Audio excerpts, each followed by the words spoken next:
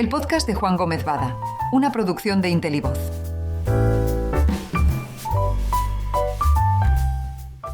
Invierto en deuda argentina y creo que no estoy loco.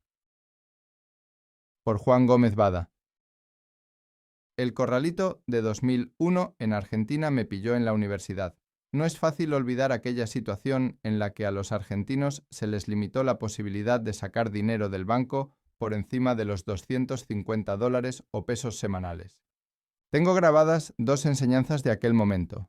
La primera fue como el Merval, índice bursátil de Buenos Aires, se disparó en 2002 a pesar de la fuerte crisis económica. Fue un caso práctico de cómo las inversiones en empresas protegen el capital frente a la inflación. La segunda fue a raíz del comentario de un profesor cuando preguntó a un conocido suyo por qué los mismos ciudadanos que tenían dinero retenido en el banco ingresaban posteriormente más dinero en los mismos.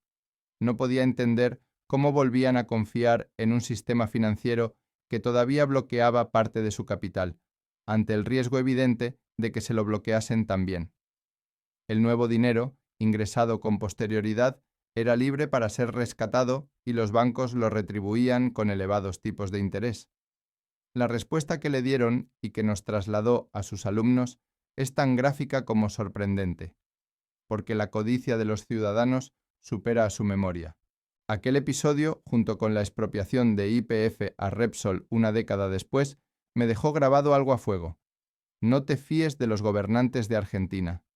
Sin embargo, y a pesar de todo lo indicado, hace unos días Avantage Fund y Avantage Fund, plan de pensiones, fondo y plan de pensiones para los que selecciono las inversiones y en los que invierto mi patrimonio, han comprado deuda argentina.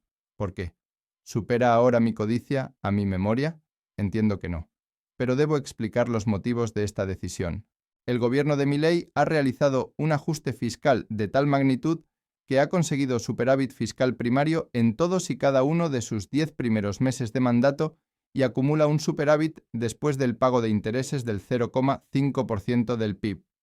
Además, la brecha de cotización del dólar informal, conocido como dólar blue, que llegó a estar un 200% más caro, y el dólar oficial se ha cerrado por completo, ya que cotizan prácticamente al mismo nivel, lo que acerca el momento de levantamiento del cepo cambiario. Por otro lado, la economía, que estaba en fuerte contracción, se estima que haya empezado a crecer en el tercer trimestre de 2024 y el mercado espera que acelere su ritmo. El endeudamiento de los países se mide en relación con su PIB, y en el caso de Argentina es más sostenible de lo que parece. El PIB está en mínimos, y el crecimiento esperado desde los niveles actuales es muy elevado. A medida que crezca el PIB nominal y la deuda nominal se mantenga estable, el ratio de endeudamiento caerá vertiginosamente. De hecho, a día de hoy, la deuda pública de Argentina es ya mucho más sostenible que la de países como España, Francia, Alemania o Estados Unidos. ¿Tendrían superávit fiscal estos países en un escenario de fuerte contracción de su economía? Por su parte, las agencias de rating, como siempre, van con retraso, especialmente tras un ajuste fiscal tan rápido como el que ha implementado Milei.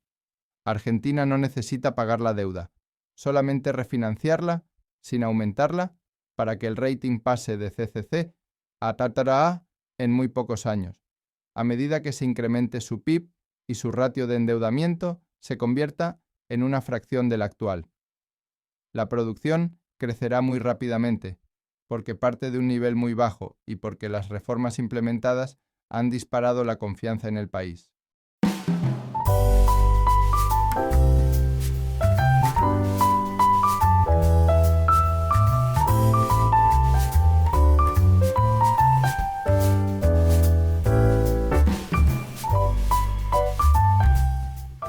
Para el segundo año de mandato, Milei ha anunciado que continuará reduciendo el gasto público, desregulando la economía, levantará el cepo cambiario y bajará los impuestos. Estas medidas, de implementarse, acelerarán el crecimiento económico a ritmos más elevados que los actuales. Los bonos en los que han invertido Avantage Fund y Avantage Fund Plan de pensiones están denominados en euros. Tienen una rentabilidad cercana al 11,5% anual y su cotización ronda el 56% del nominal. Es decir, se han comprado con un descuento superior al 40% del precio de emisión en 2020, cuando ni el gobierno era el de hoy ni las cuentas públicas estaban en superávit. El descuento sobre el nominal es muy relevante para los inversores en bonos porque en caso de quiebra el valor de recuperación es un porcentaje del nominal.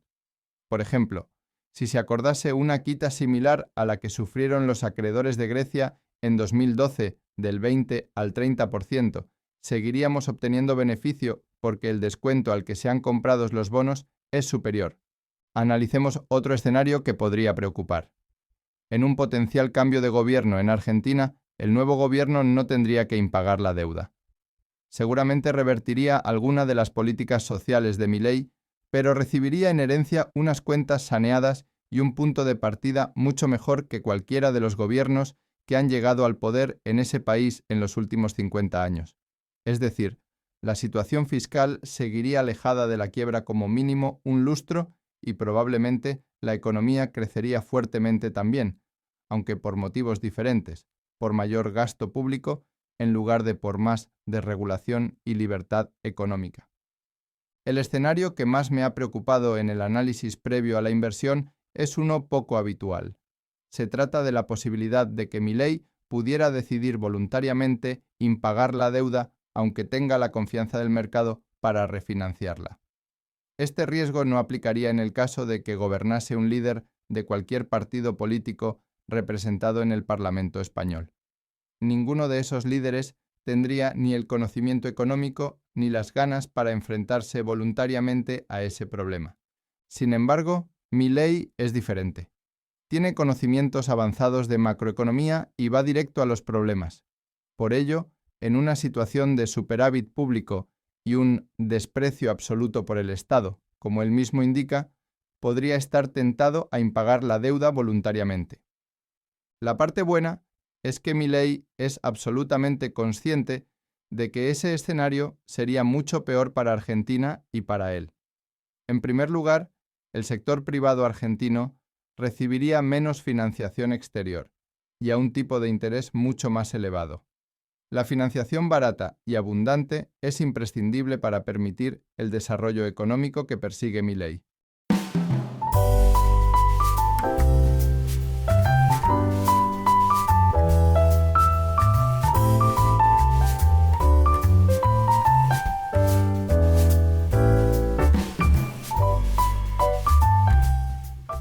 En segundo lugar, muchos de los que ideológicamente están más cerca de él le abandonarían y le reprocharían tal decisión. Uno de ellos sería Juan Ramón Rayo, quien, después de ensalzar los logros del gobierno de Milei, le indicó públicamente y delante suyo que la principal amenaza a la que se enfrenta Argentina es la refinanciación de la deuda en 2025. Le advirtió que si no lo conseguía, echaría por tierra el trabajo realizado.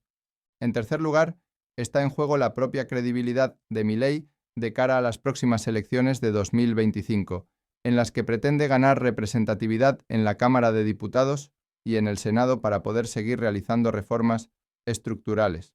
En sus declaraciones cuando todavía era presidente electo, indicó repetidamente «vamos a honrar las deudas» y explicó todo lo que quería hacer y que, además, coincide con lo que está haciendo.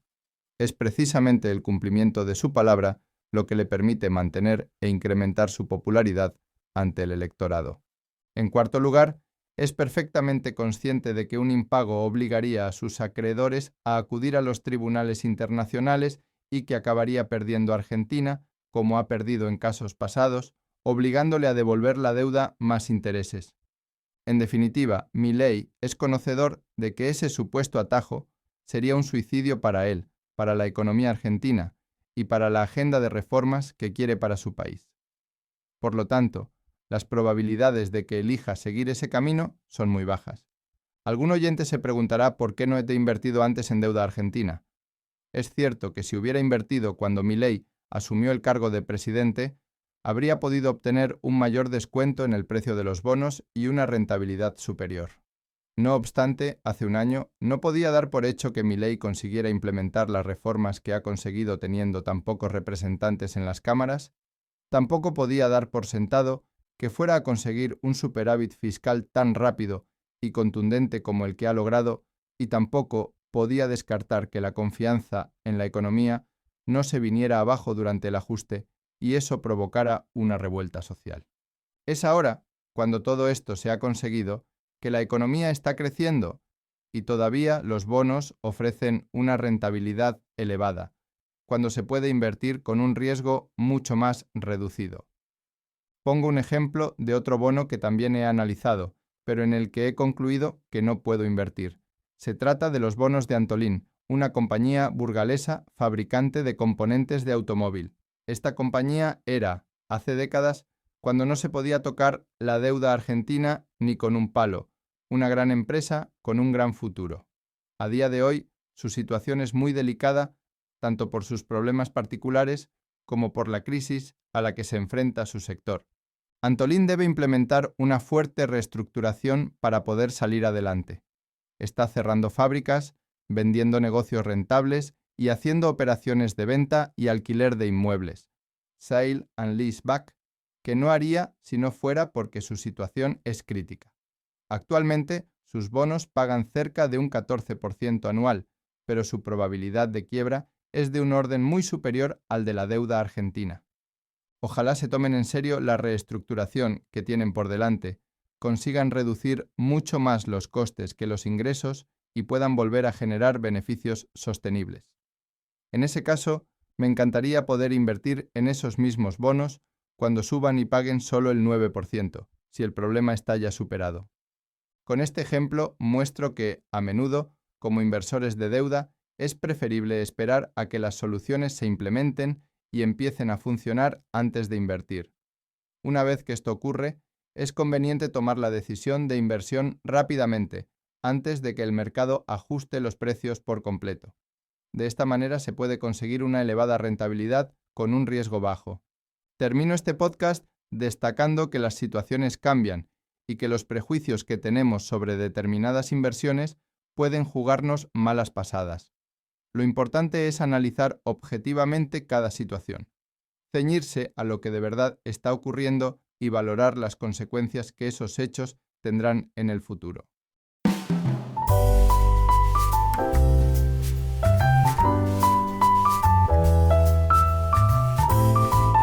El podcast de Juan Gómez Bada, una producción de Intelivoz.